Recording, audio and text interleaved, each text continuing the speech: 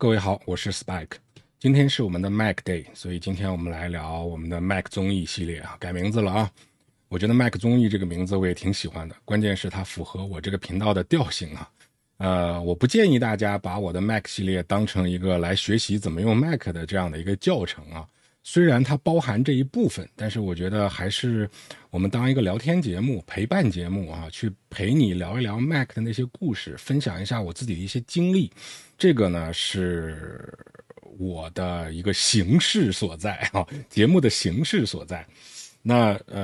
我希望大家能够享受这个形式的同时，如果你能够学到一些东西，这个我是把它当成意外收获了。所以今天我打算聊的是我们 Mac 综艺第0季的第1集，上次是第0集是吧？现在是第1集，还是属于前传的部分啊。那前传呢，上一节我们聊了什么是 Mac 啊，以及一些有的没的。那今天呢，我们想聊一聊 Mac 的历史。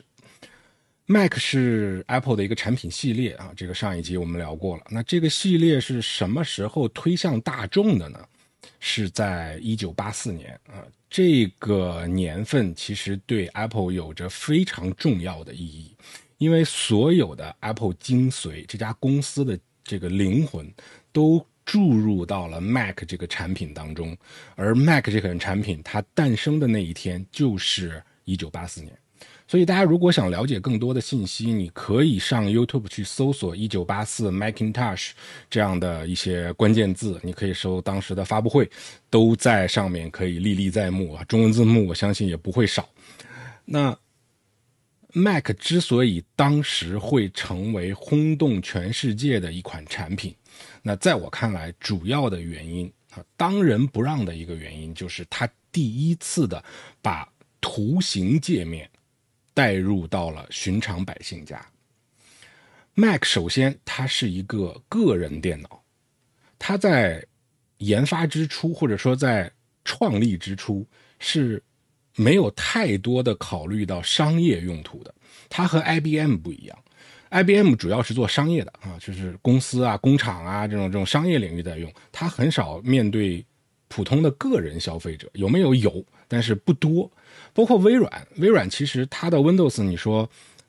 知名度高不高，赚不赚钱？高的，也赚钱的。但是其实微软它更重要的一个大块的收入是来自于这个商业解决方案、商务解决方案，也就是做服务器，做公司的这种服务器的运营啊等等这些方面。这个我不是太懂，但我知道它的大块是在这边啊。那 Apple 其实是真真正正的面向个人的，把个人做好了之后，才慢慢的开始做商务。其实 Apple 现在商务做的也不是很好，只是一个刚起步的样子啊，小学生啊。但是做个人呢，其实他是非常的擅长的。那当时1984年，个人电脑当然还完全没有普及了，还是在一些比较有钱，然后又有这个电子产品方面的爱好的人里面流行的一个东西啊，特别是在美国当时，还是有孕育个人电脑成长的一个土壤的。那个时候其实 Mac 肯定不是第一台个人电脑啊，第一台个人电脑与其说是 Mac， 不如说是 Apple One 啊。Apple One 是应该是74年还是76年啊，就是10年前，两个 Steve 啊，一个是 Steve Jobs， 一个是 Steve Wozniak， 就这两个人好朋友啊，在车库里面创建了一个公司，就是现在大家熟知的 Apple 公司。然后他们推出的第一款产品就是一台电脑主机，然后它的命名为 Apple One， 就是 Apple 1啊。Apple 我就不翻了啊，老用户都知道原因。那当时的那个机器非常的粗糙，我不上图了，大家感兴趣的话自己去 Google 一下，输入 Apple One， 然后点击这个搜索图片啊，那大量的 Apple One 的图片你都可以看得到。你都会，如果你第一次看到，你会惊讶啊，掉下下巴，这东西也能卖啊。既不是一个科技产品该有的样子，又不是一个木匠该出丑的样子，就是说它还不如一把椅子做的精致，就是一个看起来很破烂的一个木头箱子啊，随便刷了点油漆，我不知道油漆是不是自己刷的。然后那木头箱子里面呢，就是放了一块电路板，然后前面有一个键盘在前面，就可能键盘都没有啊，我就忘了有没有键盘了。然后就那么一个玩意儿，也没有显示器，因为那个时候这台设备是连接在电视机上使用的。那它虽然是针对于家用啊，但是那个时候你可以说它完全针对的是家庭的科技爱好者。然后它把它连到电视机上之后，那个时候应该也没有游戏机，有了吗？可能也有了啊。但是把这个 Apple One 这台电脑连到电视机上呢，主要就是大家看到的叫文字界面，或者叫命令行的界面，也就是说后面全是黑色的，上面显示白色的一些英文字母，仅此而已，可能连图片都显示不了。那在那样的一个情况下，Steve Jobs 通过电话的方式啊，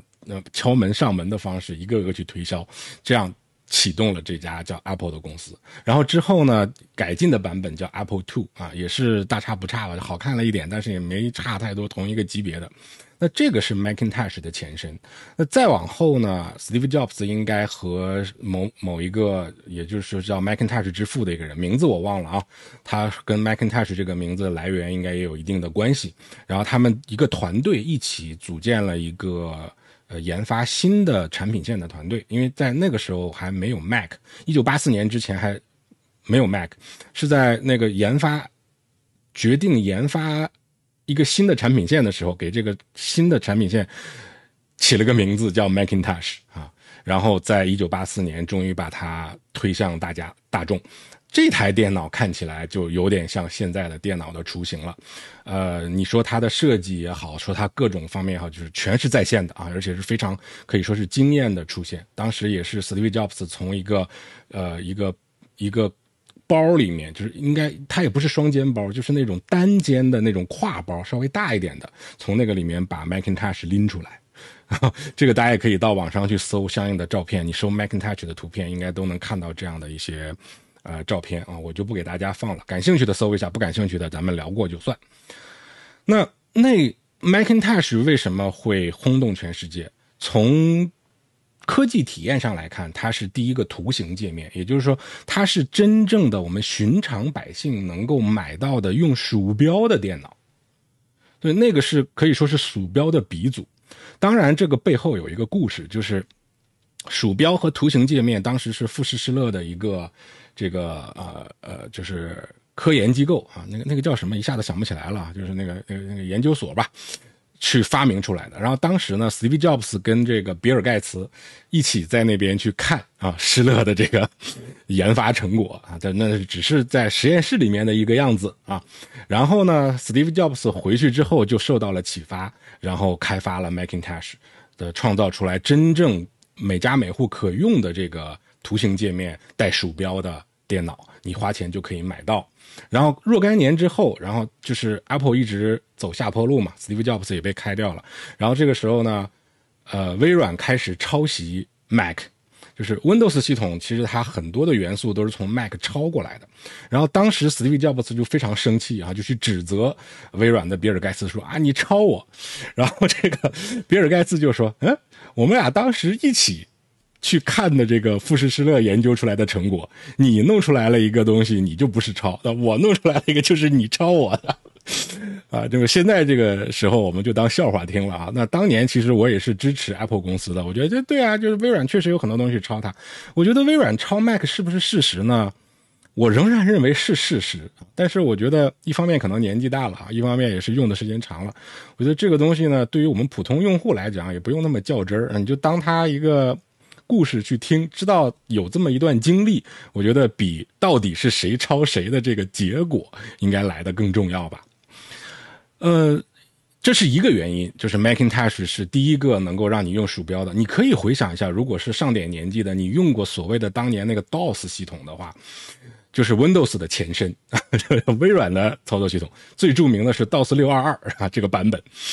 然后最早的 Windows 版本也是在 DOS 下面运行的啊 ，Windows 是作为 DOS 的一个插件，就是你一开机先进入 DOS， 就是黑底白字，你要打一个命令行，什么 Start Windows Start Win， 然后这个时候呢，你的电脑屏幕才会出现图像图片，然后变成加载鼠标，加载什么东西呢？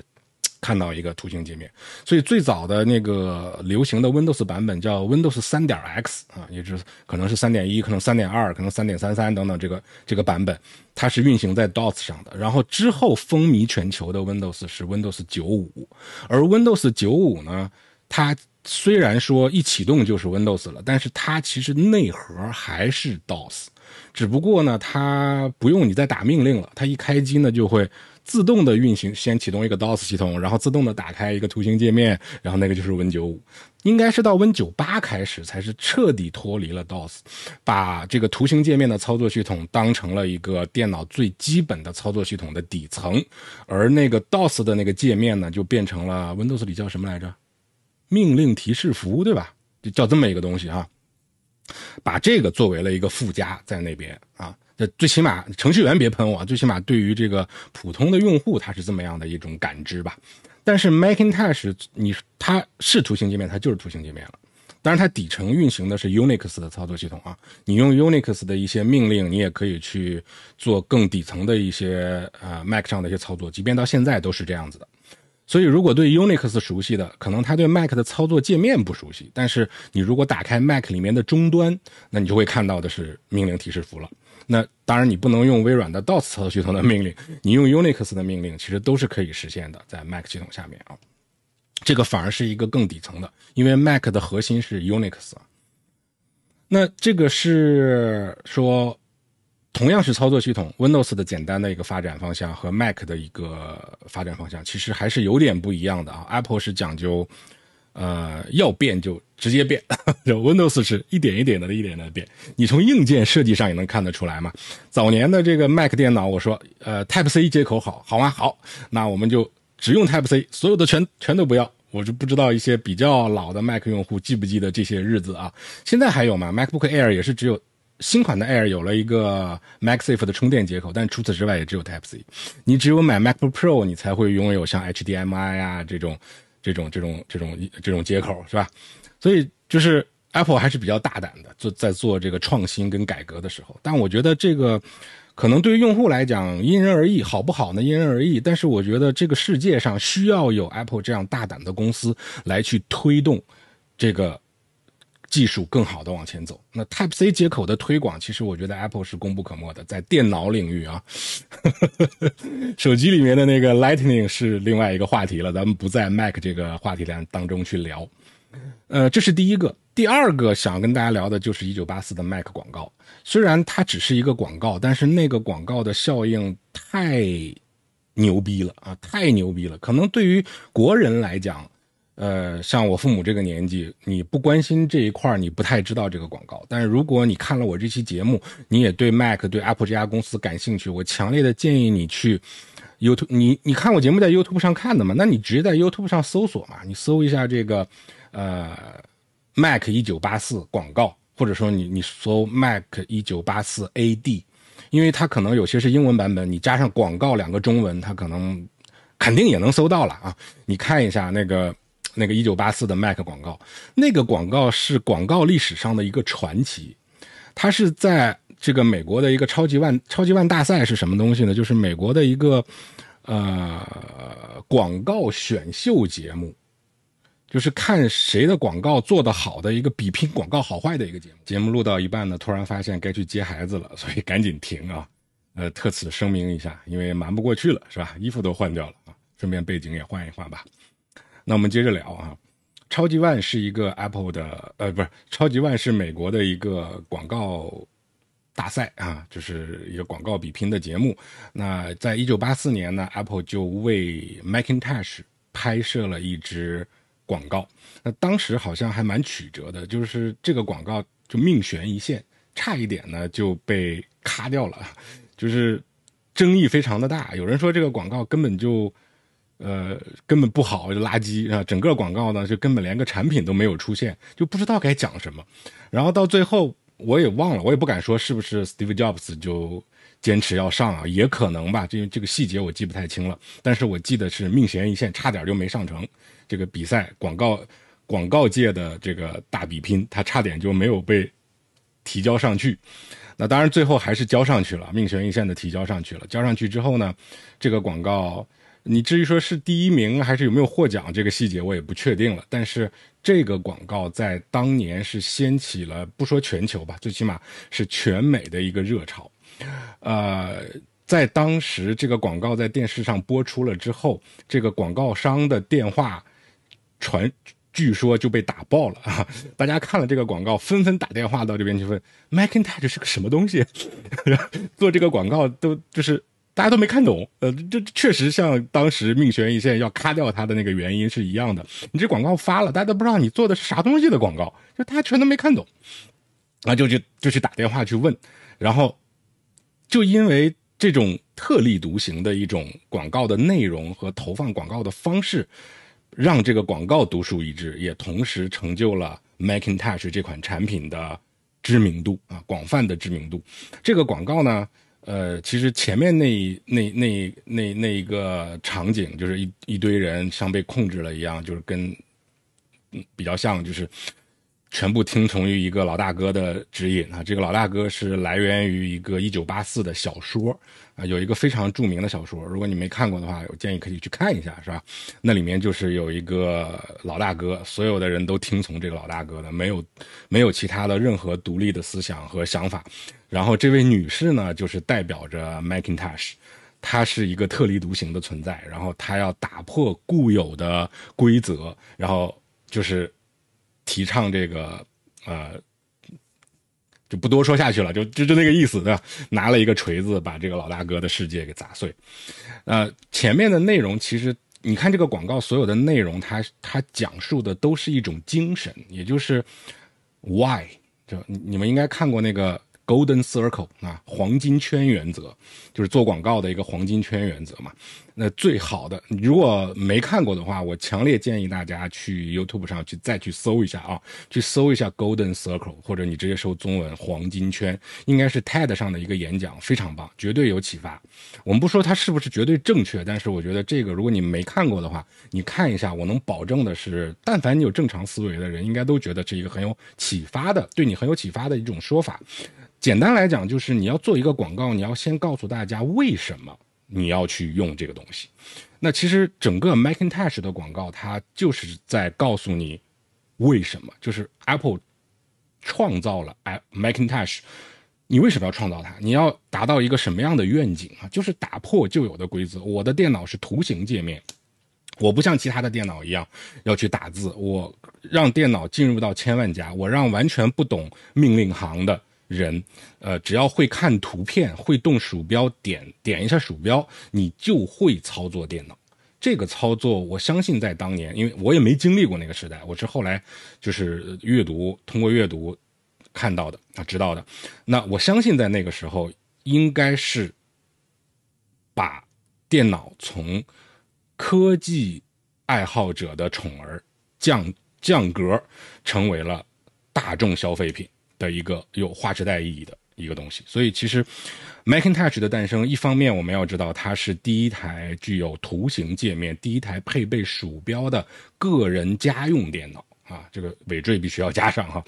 其次就是当年它发布的时候的这个传奇的广告界的一个传奇的这个广告，以及呢它这个产品的定位啊，以及他当时研发他的这种想法，他也确实做到了啊，这个想法他也确实做到了。那让这个所有的看过广告的人去打电话的，其实我觉得更多的是后面的那一段文字嘛啊，就是说你会特别是吸引人的一个地方是，就整个广告就根本没有出现产品，而 Macintosh 呢又是一个你创造出来的词。即便是英文母语的人，他听了当年也不知道 Macintosh 是个啥，你就根本没上市嘛，产品没上，广告先上了嘛，你就不知道是啥嘛。然后就说明是有个东西叫 Macintosh 要来了，因为这个东西来了呢，1984就不再是1984了，这什么玩意儿？这就是大家人都有好奇心嘛，就都想知道这是怎么回事。特别是在当年没有网络，就是最主要的娱乐方式在美国其实就是电视。那个时候电视广告是就是比较风行吧，我就这么讲，对吧？那他们就有这么一个发展的故事啊。那之后呢，就是像大家想象的那样 ，Macintosh 跟之后2007年的 iPhone 和2001年的 iPod 一样，席卷了全球。当然这个席卷是它的程度是不一样的。就席卷的程度最小的当然是1984年的 Macintosh， 因为你想想看，在起码来说，在地球的另一半中国大陆境内，我了解到的世界是吧？1984年我在干嘛？1984年我才4岁、3岁、4岁是吧？那个时候哪怕是我父母辈的，你也不知道什么是 Macintosh 吧？这你就可以体现出当时中美之间的一些发展的差异嘛，这从一个侧面可以了解到。那第二次Apple 掀起的狂潮是 iPod，2001年的 iPod。那这个时候其实中国是赶上了 iPod 发布的时候，我正在上大学，那我是亲身经历了这次变革的。然后再往后，更大的一个全球性的变革，而且是毋庸置疑的全球性的变革，就是 iPhone，2007年的 iPhone。那后来的这个iPad 和Apple Watch 啊，也是有划时代意义的新的一个产品，包括现在的 Apple Vision Pro 也是新的东西。但是呢，后面的这3个它掀起的浪潮就不像前面的3个那么的大啊。当然这是另外一个话题，这并不是说 Apple 没有创新或者说怎么样，这个跟全球的环境它所处的整个世界的运行规则、运行方式等等等等，很多是有密切的关系的。那今天我们先不讨论这个创新类是否有创新的这个话题啊，但是我的观点是，Apple 仍然是一个极具创新性的一家公司，目前来讲还看不到任何衰减的迹象啊。只不过，我比较赞同的一句话是 ，Steve Jobs 的创新和 Tim Cook 的创新是完全不一样的。特别是生活在现代啊，也就是 Tim Cook 的时代，我觉得 Tim Cook 是更适合我们现在这个时代的，因为时代变了啊，社会的运行逻辑不一样了，你不可能永远用 Steve Jobs 那种创新来去改变世界啊，这个是我个人的一些简单的观点，您可以不认同啊，你在下面这个喷讨论，我觉得都是可以的，赞同啊，所以。这个是1984年 Macintosh 横空出世。那我觉得今天这期节目呢，主要就是为了让大家去能够我们把这个视角给拉平啊。我的观众啊，从这期节目开始，你或多或少的都知道 Mac 是怎么来的，它是如何诞生的啊。就像你要知道一下孙悟空是从石头里蹦出来的，那个画面你首先要有，是吧？那知道这个之后，甚至后面。从1984年往后的发展 Macintosh 第2、第3，然后后来推出了一些越来越像 PC 一样的那个东西，然后最后又没落，公司又败落掉，然后最后从 Steve Jobs 再回来，然后再重新推出 iMac 系列， iMac 是我最爱的一个 Mac 的型号，之后会给大家去聊。那这一路发展下来，它是有一个腾一下上去，然后呲下来，然后再慢慢上去的，到后来就是Mac 经过 iPod 的助推，经过 iPhone 的助推，然后经过数次的换新，然后达到了现在 Mac 所处的不可撼动的地位。那今天我想我们就先简单的跟大家聊一下 Mac 是怎么出生的，以及那个时候 Mac 经历了什么。然后下一期呢，我还会继续第0季 Mac 前传的部分，我们再来聊一聊 Mac 的换新历史。也希望大家继续可以关注到我的 Mac 系列啊，我的 Mac 系列也新建立了一个播放列表，播放列表的名字我没有改，还是叫你的 Mac 为什么与众不同，你可以把它添加到你自己的订阅当中，这样你可以更有针对性的去完整的收看我的 Mac 系列。那另外呢，背后的一个小插曲，我在制作这一期的 Mac 节目的过程当中，其实是翻录了好多遍的。最终才定下来这个版本。那么我前面没有被正式的发出节目的那些版本，也聊了 Mac 的很多历史和很多我个人的观点和好玩的看法。那这些呢，我就把它放在我们的会员节目当中，我觉得还是蛮有意思的。如果你觉得感兴趣的话，有能力的话啊，也可以考虑加入我们的会员。之后针对 Mac 的类似于这样的会员节目应该会越来越多。好，感谢各位的观看和关注，我们下期再见。